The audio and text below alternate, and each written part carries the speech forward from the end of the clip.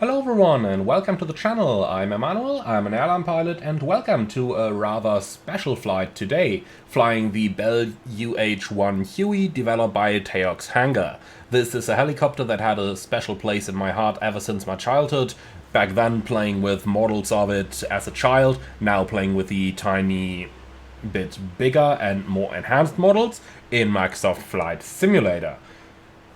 So, we are currently sitting in northern Italy, close to the Alps, and we are going to make this a small mission as we are going to do a mini review of this one. Remember, I'm not a helicopter pilot, so I don't claim 100% accuracy everywhere, but nonetheless, we are going to have a great lot of fun with it. So the airports today are all included in the world updates from Microsoft Flight Simulator, and we're going from down here, Lima India Lima Charlie, which is Calcinata del Pesce, I do hope that I pronounced that halfway correctly, and then we'll fly up northeastbound along the roads and along the city over here until entry point Sierra, from where we are going to enter the Lugano CTR for a landing into Lugano. That should be a quick flight and sufficient to explore some of the basics of flying the Huey, so let's go ahead and run inside our aircraft to check out our brand new ride. Now, one of the things I do like about this Huey is that you can actually move yourself outside from the inside view, and that means that we have the full level of details available over here, while we also have the ability to interact, for example, with the doors. So I can just go outside and I can simply go ahead and open the doors just like this, which is quite cool. Now, the inside of the aircraft, let's start with the cabin, is configurable in two configurations. So we have the search and rescue version of the aircraft over here, which is the version that the Germans used in their army. And we also have a version that is capable of transporting troops. We do have a little manager available on that clipboard over here where we can make all those selections, and you can see already here that we have a lot of outside options available. For instance, I've mounted the winch right now and the wire cutters, but we could, for example, include some steps which are going to come up right down here, making the entry a little bit easier, and all that kind of stuff depending on the kind of operation we want to do with the aircraft. Now, let's go ahead and have a look at the next side, because over here we have a lot of options in regards to the cabin. So right now I've selected the medical cabin. I can deselect that as well, and then we're going to get the standard military cabin, since this is the military version of the aircraft that we have.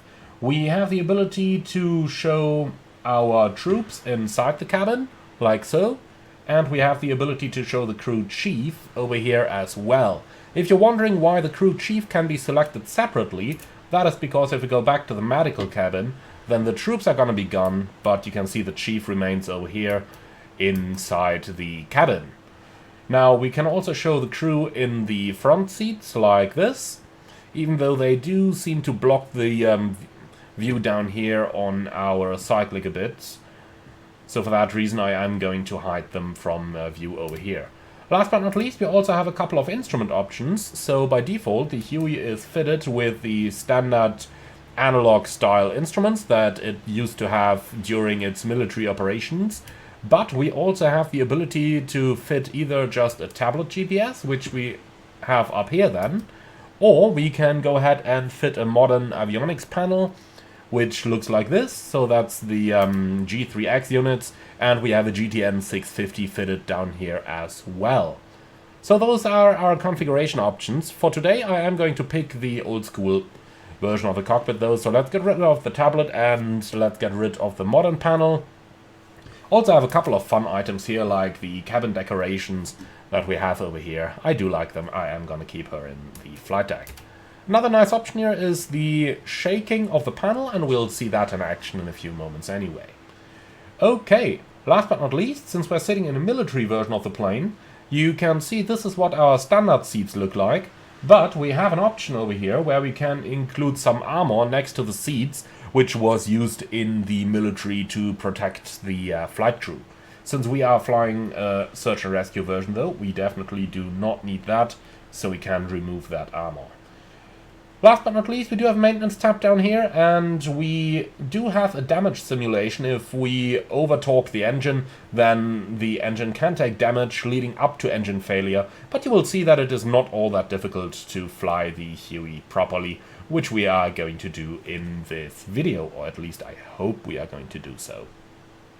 So overall, very nice options that are available, very nice cabin that is modeled. The outside model shouldn't be underemphasized as well. As you can see, we've got a high detailed model looking really good in my opinion. I'm just one huge fan of the HUEY, so I would probably say that any HUEY is looking good, but look at that. Looking through the framework over here, you can see the engine inside. That's pretty nice, isn't it?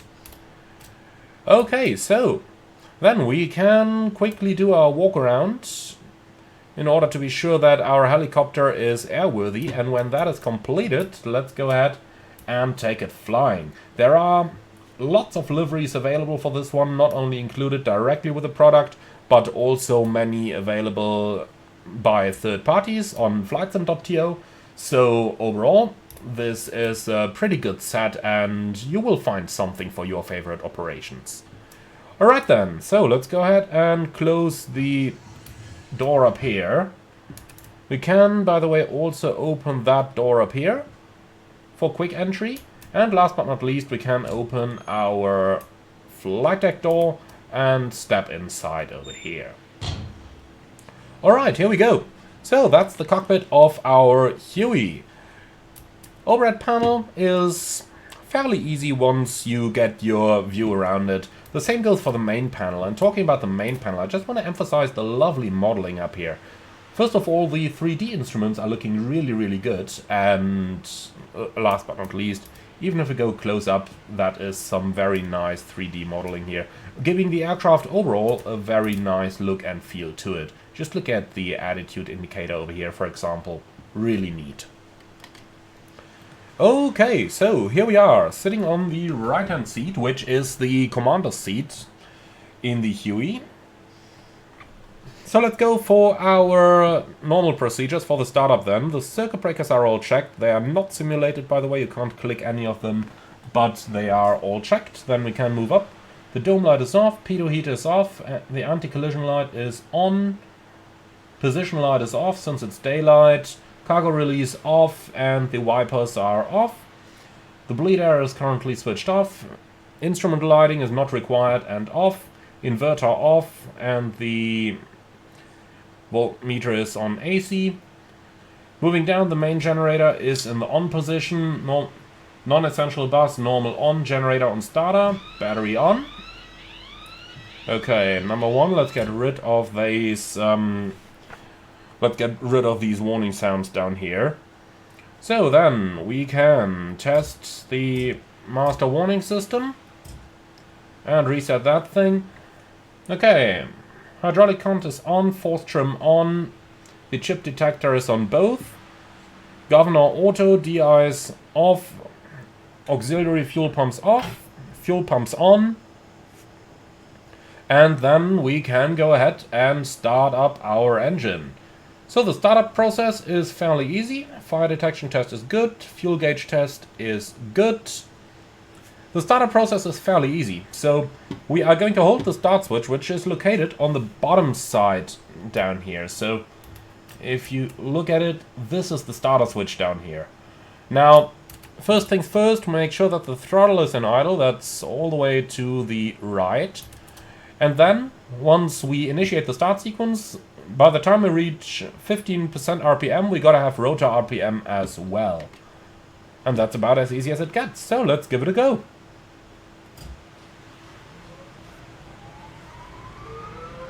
Engine start is in progress, RPM starts spinning up. 15%, we have rotor RPM. Now we simply keep the switch held down until the starter disengages at just above 40%. Here we go, starter disengaged, rotor is coming up.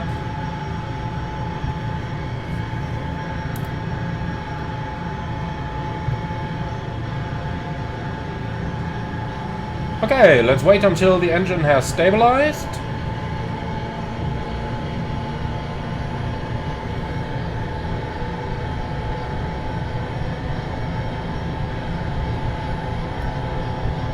Alright, so that looks about stable to me. Then let's go ahead with our checks. So, flight control check is looking good. Plane is reacting immediately. Altimeters are set.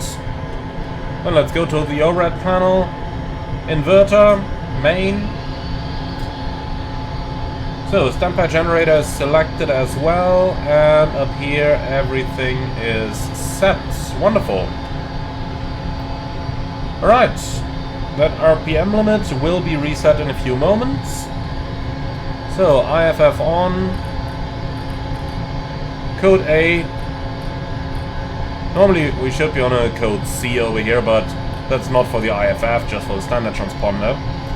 So just a small bug that I found with the aircraft is down here on the comm radio. So first of all, we are going to power it up, but now look at that. By default it shows 118.0, but if I'm moving it, for some reason it goes down into the nav range. So we kind of have two nav radios here, but no comm radio. So that's a little bit unfortunate down there. Okay, so that much over here. Now let's go ahead and dial up our engines. I'm slowly going to add some power. Just got to be sure that we are nice and slow, making sure not to over torque the engine. So it's running up nicely. And here we go. Full power is in. Perfect.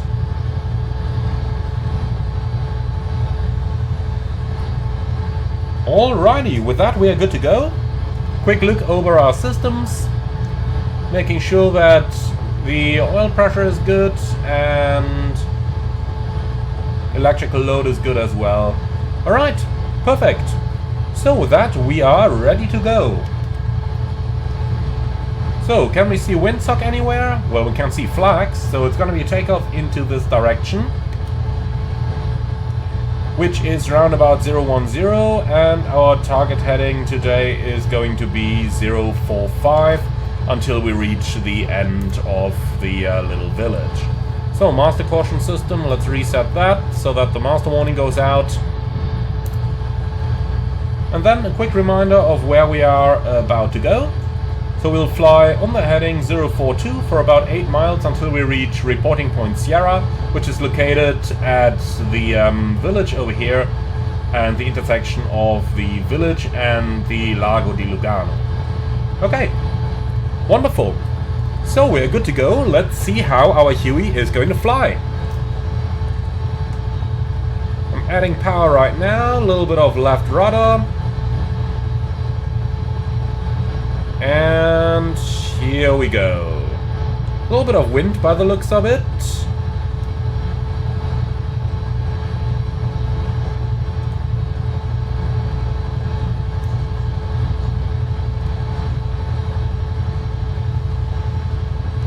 Okay, there's a windsock over there as well. The wind is as predicted by the flags.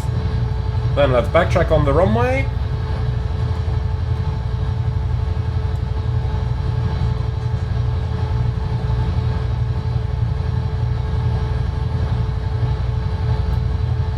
You can see I kinda wig-wagged a little bit until I had the aircraft under control, but now it's under control and now it actually flies fairly nicely.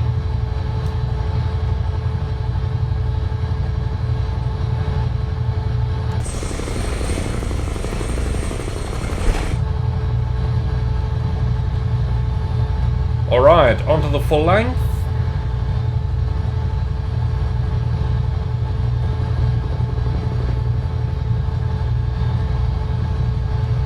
Here we go, let's line up on the grass runway, and then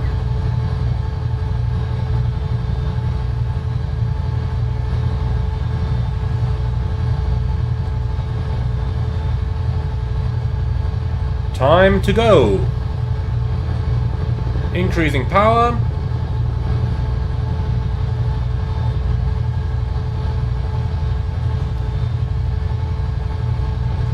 And here we are.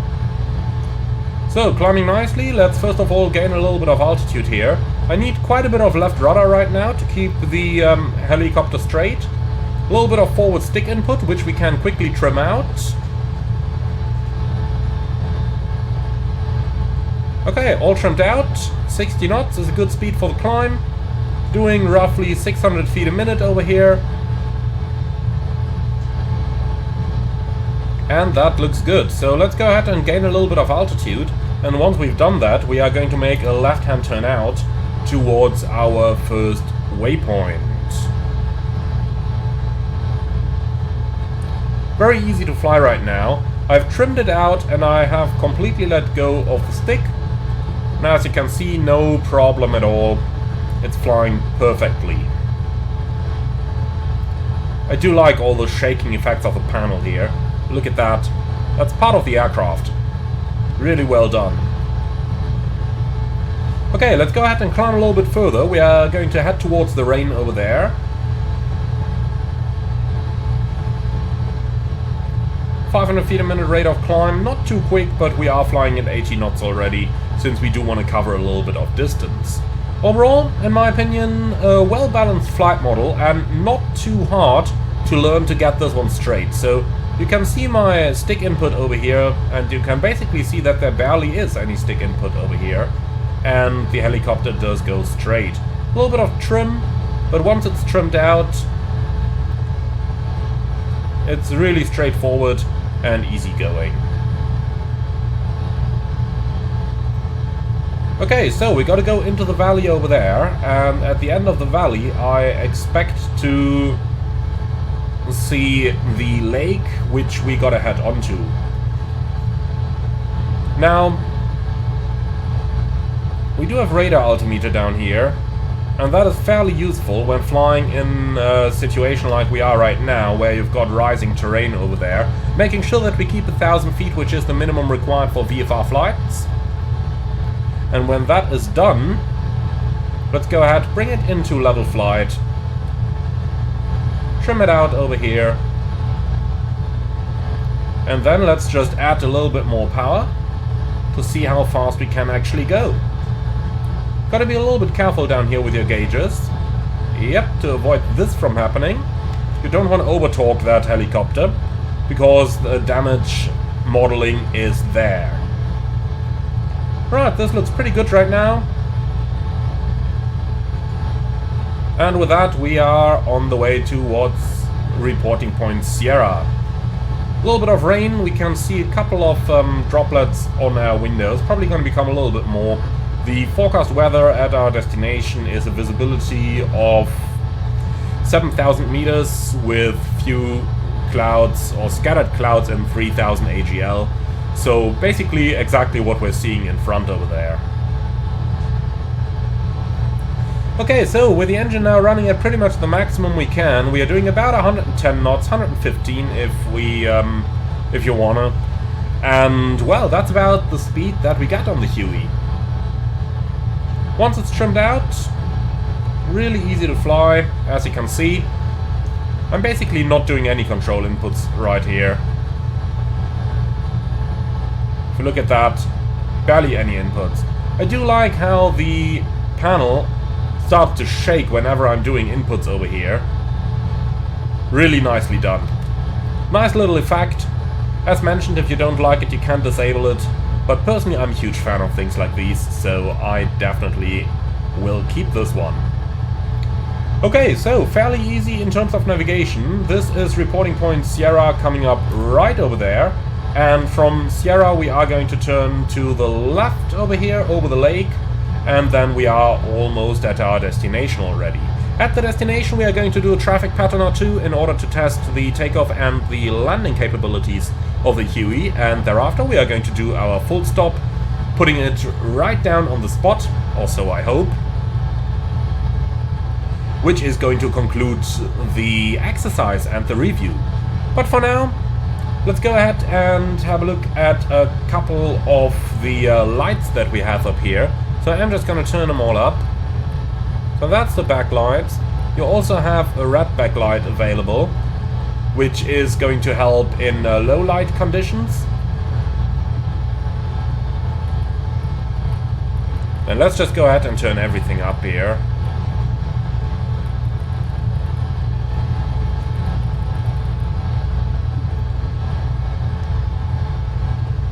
And I do have to admit, these green lights do look pretty cool, don't they? So, passing Sierra right now, let's turn to the left and head towards Lugano. Whenever you're flying over terrain features like water bodies or roads and stuff like that, do try to keep to the right side of them. Even though I don't want to get too close to that village, because let's be honest, this looks like it might be rather expensive to live down there. But generally try to stay to the right, that way if everyone does it, you are going to have an easier life seeing and avoiding any other traffic.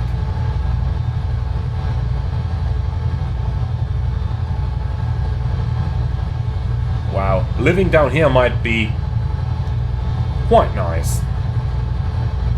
Really quite nice.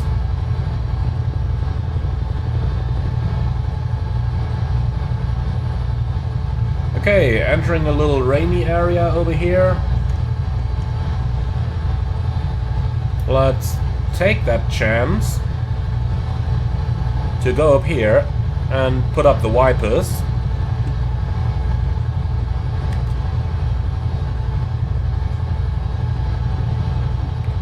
Right, already out of the rain again. Wiper going back off. Well then, let's try not to overspeed it.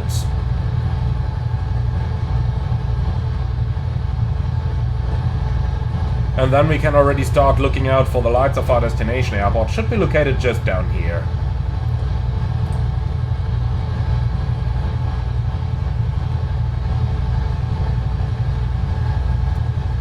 Okay, I can see a puppy. Wonderful.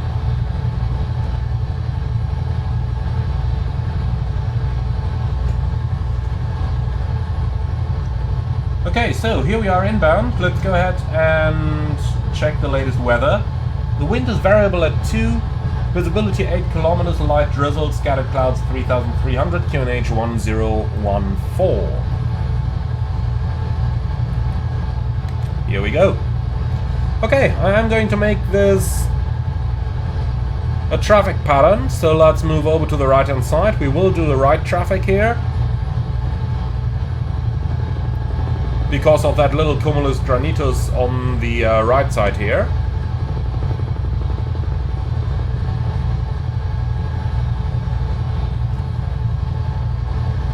So the field elevation is 915 feet, so we are in 600 AGL for the traffic pattern over here. Looks pretty good to me. Let's start reducing our speed.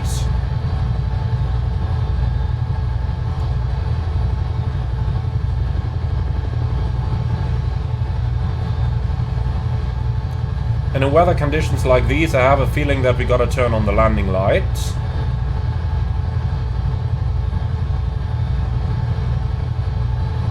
So, down there is our field. And then let's start the right-hand turn.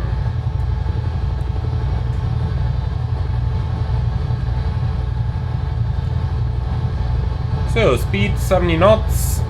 Seems rather decent for the traffic pattern. And then we can turn final.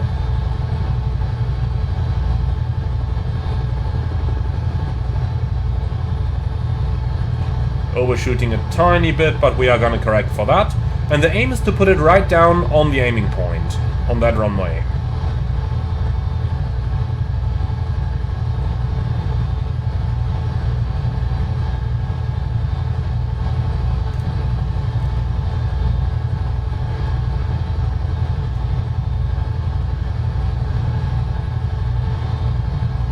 Okay, in the hover.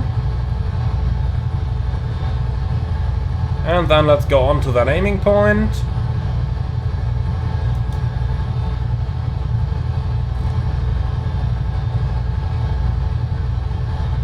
Well, that was too easy. Okay. Then let's make a second attempt over here. Oh, quite a bit of rudder needed when you apply the power. And here we go.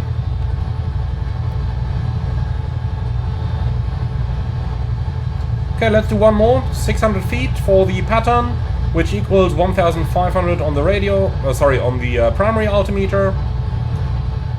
60 knots looks to be a good speed for the climb. Doing 1,000 feet a minute. Not excessively overperforming, but for the search and rescue operations that we're doing over here, pretty well suited. Okay then, let's turn downwind.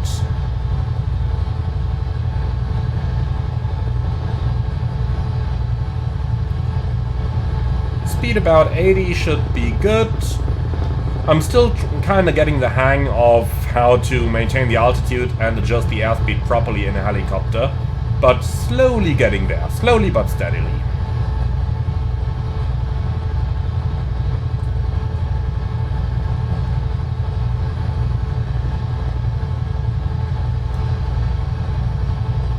Okay, downwind, and there's the runway on the right hand side. This time the aim is to bring it right onto that aiming point, and once we've done that, we are going to hover it to the apron where we are going to park.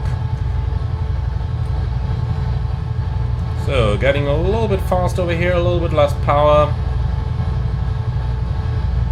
That is looking better.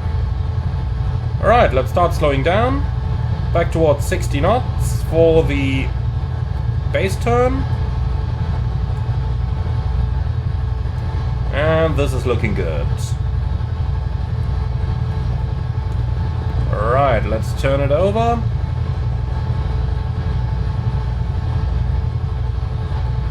In the base we can start our descent. Make sure not to put it into the trees though. And there is our runway. Let's make sure not to descend too quickly here. 500 feet a minute should be sufficient. And then starting the final turn.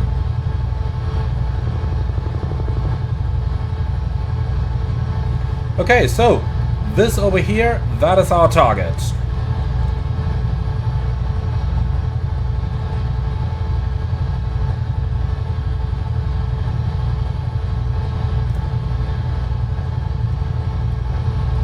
So let's slow down.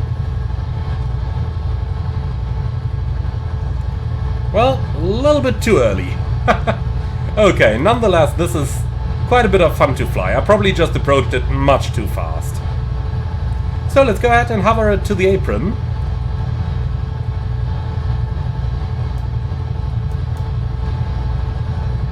And then we're going to vacate that runway to the right hand side, and we're going to stop right in front of that blue building over there.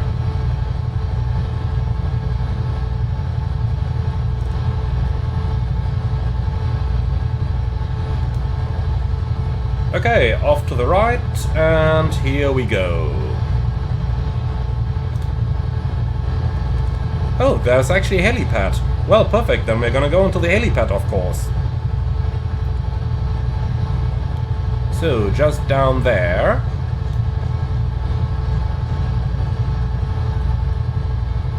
Probably not supposed to approach it like this over the road, but I don't care.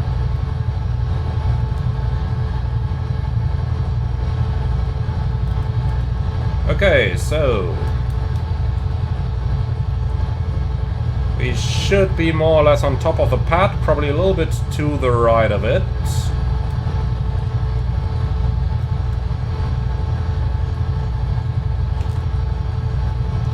Let's turn into the wind, makes it a bit easier. And here we go.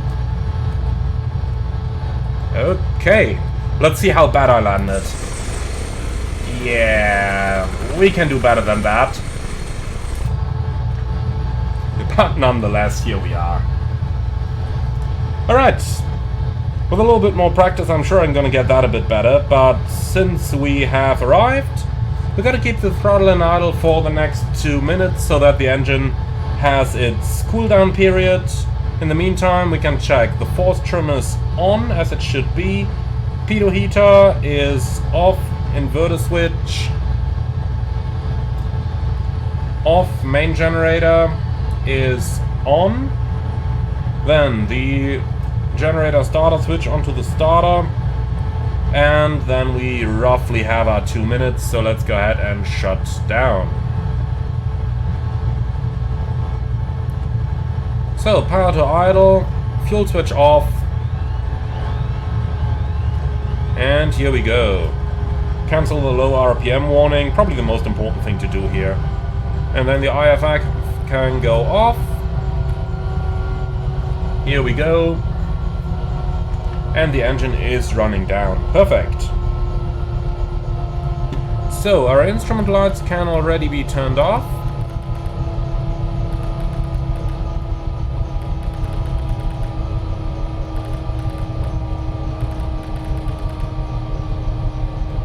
And let's put that rotor brake on.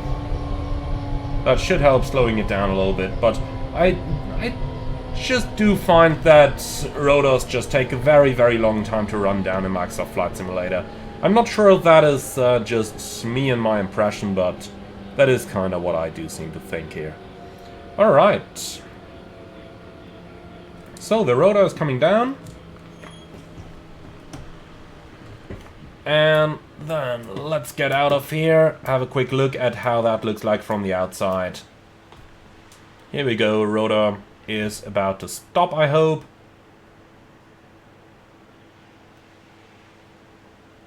Here we go. Okay, perfect. So, with that done, let's stow that rotor brake again. Anti-collision light off and the battery switch off. And that's it, my friend. The Taog's Hangar Bell UH-1 HUEY. In my opinion, really fun aircraft to fly. I gotta practice my landings a little bit more, I have to admit that, but nonetheless, really good fun. It comes for about 35 euros, plus minus your local sales tax, which might vary a little bit. 35 for me, and probably a tiny bit more or less for you.